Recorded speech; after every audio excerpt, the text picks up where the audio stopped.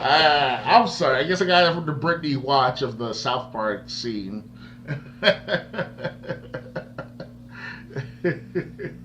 I'm good. Oh, you sure? Positive. Okay, so we can move on. What next? The Atari VCS console came out. Um, the Atari VCS was basically Atari's new console, um, and it's a complete waste of money. I see. Not Yeah, good. it's got like 100 built-in Atari games, but they said like it can also has computer functions like it has like a Linux computer inside. But the console costs $300. I heard it doesn't come with controllers, and What? anything you could do on the Atari VCS, including play the Atari games, you could do basically on any other computer. Yeah, that sounds like a worse. That sounds just as worse of a deal as the upcoming console that's supposed to come out, called the Intellis system or the Intellis Vision Revitalized system by Amico. You heard about that one? Yep. Yeah, like that almost. So I'd rather buy that one. At least that has 100 games with the system and 20 more coming out for the same console. So at least I get a better deal. But that, with the Atari, I'm not sure about. No, it's because basically, they're trying to say, oh well, uh, you could get apps and everything. And it's like everything I could do on the Atari VCS, I could do on my own computer. I could download Google Chrome on my computer. I could watch Disney Plus or HBO Max or Twitch or Netflix on my computer. Why do I need a system to pay $300 for a system that can do that? Yeah, the console started becoming like useless. Not useless, useless, but they started becoming like, a thing of a past. Even though we have the Xbox One and the Xbox Series and PS5, PS4, you know, but with all the misconstruency of the matter of the battery system in PS5 and PS4 about to be expired in a matter of years, and it can happen with the latest trends in console gaming. Yeah, so I'm just reading a review, and basically they're just saying there's who was the system for? Because I mean, Atari used to have the Atari flashback systems, which would have like 20 games built in, and like each flashback had its own lineup of games, but some games did overlap. But the thing is, the Atari flashbacks were available for like $80 to $100. The system that's $300 that has 100 built-in games, but there's nothing new here. It's all Atari 2600 arcade games. Mm-hmm. Okay.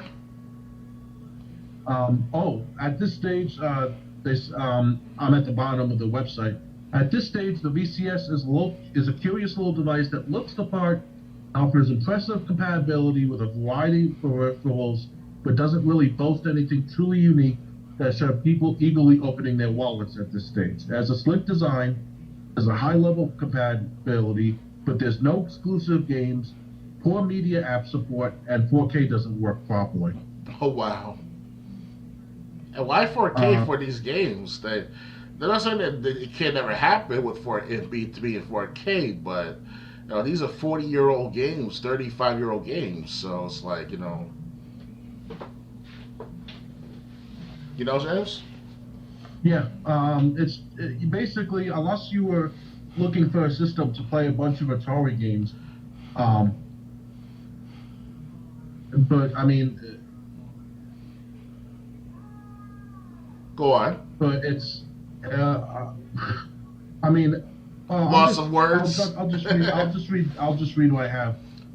If it's dedicated video game players looking for a console, they're going to be underwhelmed by a limited selection of games that even low-end PCs could easily handle, and no real exclusives to speak of. Even the Ouya had Towerfall for a while. Granted, for all we know, the store could spring to life in time for the console's official launch, but with no real rumblings of notable developers working on titles, it seems unlikely that the store will look drastically different than it currently does. If it's instead aimed at an older demographic who are expected to finally remember the days of the 2600, many of those people will now be in their 50s and 60s, and it may be expecting a bit too much of them to be installing companion apps and creating bootable Linux thumb drive. If it's instead hoping the PC mode will make it appealing, there are plenty of other options out there, so it's certainly not unique in that respect. I see. And I see that's why you're a loss of words for a second. Yeah. Yeah, so basically it's kind of like it's like, who is this console for? Well, whoever it was for, it fails on that. It fails. It might appeal towards the older gamers, like in their 40s and not 40s, but 50s and 60s. The ones that started playing. But the thing is, if someone's in their 50s or 60s now, they're not going to be. They're not going to know how to create thumb drives. They're not going to know how to download apps. They're not, 50s and 60-year-olds are not staying tech savvy. Well, back in the day, there were these 5-inch, 8-inch floppy disk drives. There was these that doesn't 8 tracks. The Atari doesn't work with those disk drives. It's not using outdated technology. Well, you know what I mean, like the productivity of the matter, like the overall making or the overall universal appeal of the matter.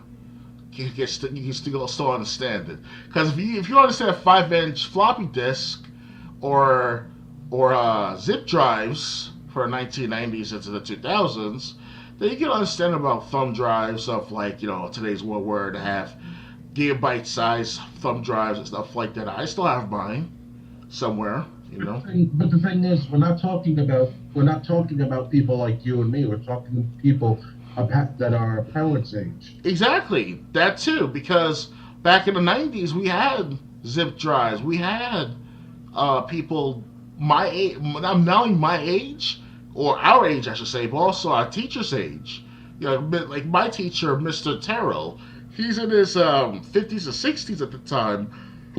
Back in the 90s, he was still on the Mac computers at that time, especially the iMac. Well, the thing is, people in their 50s and 60s that are just going to want this to go down memory lane to play the 2600 games that they used to. What I'm saying is they don't know about apps. They're not staying up on technology like we are.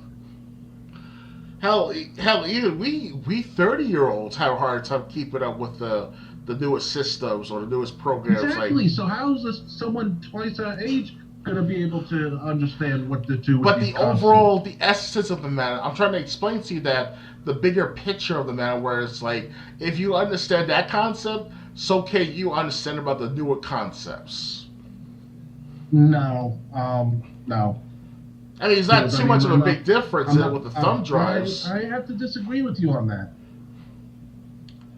I mean, I guarantee you, within the next 10 years, we're going to have like a terabyte thumb drive. Literally a terabyte thumb drive that you can, like the size of because I have a 12 or 5 gigabyte thumb drive that's the size of my fingernail, my thumb's fingernail. So imagine that with a terabyte. What I'm trying to say is but the system is not really. We're not going to be the ones that are looking to take trip down memory lane with this console. It's going to be people our parents' age. And how many of our parents, and this is to the people listening out there too, if your parents are in their 50s, 60s, or older, how many of them know how to use computers today? Like my mother used to work on computers when she graduated high school. My mom doesn't know how to work computers now. I mean, the Apple II obviously is different from today's computers, yes, but you know, So it's what I'm saying, the but the thing concept is, is still there. I'm trying. unless I'm not trying to say your mom cannot do it. It's just that the concept of the computer, the essence of it, the actualness of the computer, you can understand even if you're older. Because I guarantee, because understanding the concept and being able to operate it is two different things. okay, I excuse can me. understand the concept of how electricity works. That doesn't make me qualified to be an electrician. Good point. You can understand the concept and not be able to do something. I can understand how to screw something together. But I can't do it. I've actually tried it and almost stripped the screw. Hmm. So, there's a difference between understanding something and being able to do it. Right. And unless like my grandfather would be the exception to the rule if he was still around. But the thing is, he worked on computers all his life. He was more familiar with. I mean, he didn't know anything about video game consoles except for the Nintendo. But like computers, he knew how to work on modern day computers. But that's because he never took a break from them. He adapted when newer computers came out. Mm-hmm. But take someone that hasn't played video games since the Atari 2600 and give them this VCS with having to hook it up and everything. And that person's gonna have a harder time if the last time they played a system was the Atari 2600. I understand the saying, old dogs can't learn new tricks, but with instruction, with repetition, because I'm starting to lose the ability to know how to connect or reconnect certain old computers that I used to have, or I still have in my closet, because I'm still going to the newer computer every 5, 10, 15 years. And, I'm sure the next computer I'm going to have, it's going to be not way more complex, but it's going to be more complex, and it's going to be more compatible and more understandable because it's easier to use. Like the smartphone. Everyone has a smartphone right now. Everyone's able to download, Everyone except record, take pictures, We're not that stupid. We're not trying to say I'm stupid, but my mother still has her flip phone, and she doesn't know how to take pictures with it. Really? Okay. Yeah. So like what I'm trying to say is, if it's for someone who didn't stay interested in video games, who didn't adapt as video games became more complex, forget the hooking up part. They're not going to, take someone who's like never had a cell phone and tell them like go to the app store and try this app or try that app. They're going to look at you like you got 3 different heads. Good point. So what I'm saying is the people that would remember these games, unless they've been playing video games all throughout and been staying current on the technology, if they just try to jump from that to this, they're going to be like, this is confusing. This isn't the Atari. This is an emulation box. And that's another thing. It's an emulation box. I could download a bunch of Atari games from my computer, a bunch of Atari ROMs, and I'd have just what the VCS says. Okay. You win, James. I submit. So you're fighting tooth and nail with me, like goddamn. Hey, you know what? I bet you that though. I bet you like anyone who listened to this podcast, that's probably good. The part we just had is probably going to be the most interesting part. It's more interesting when we don't agree on something, and we're not going to agree on everything. Obviously, yes. So the time we had those debates and try to explain our parts and not act like um, spoiled Brats. brats that have the maturity of a 5-year-old but the body of a 19-year-old. As long as we're talking, expressing our viewpoints in a respectable manner, we can have these kinds of spirited discussions. No, Laszlo. Laszlo's a liar. Laszlo's a liar. Shut up. Then a boop will stick it in a doo-doo. Oh, we're going to commercials. Remember Chatterbox? Chatterbox, the GTA radio station? I remember that radio